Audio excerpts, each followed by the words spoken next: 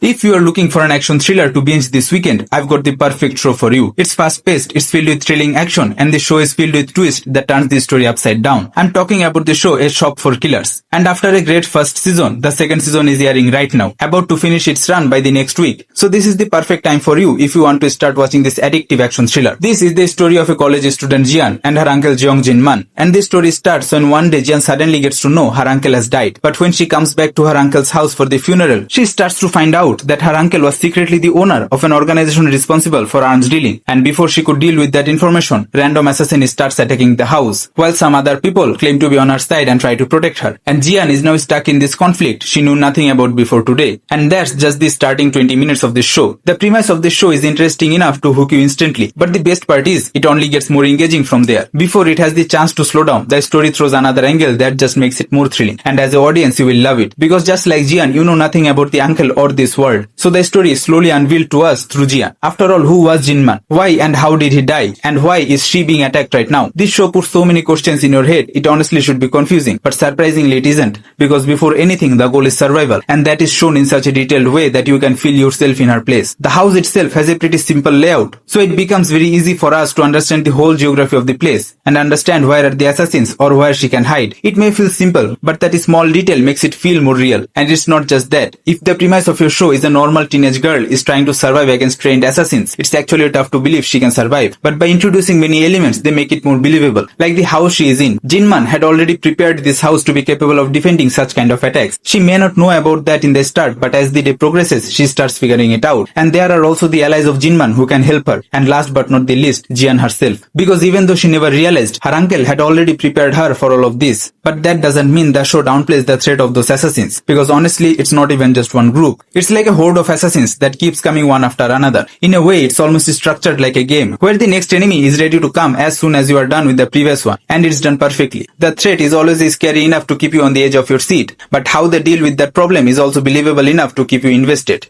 And that's just the core conflict of the show. There are still so many things, like Jinman's backstory, the reasons behind the bloodshed and the twists. It's honestly impressive how this show keeps going back and forth through past and present, but never lets the tension drop. Flashbacks are used perfectly to inform you and give the context of what's going on, so you can care about the characters. And last but not the least, action. Since most of the characters are trained assassins, it was necessary to show that through the action choreography, and it was great. The dynamic camera movements also help to make it look great, be it tactical warfare or close hand-to-hand fight. This show does justice to all of them. So if you're looking for something thrilling to watch with an emotional story this weekend, this show is perfect for you.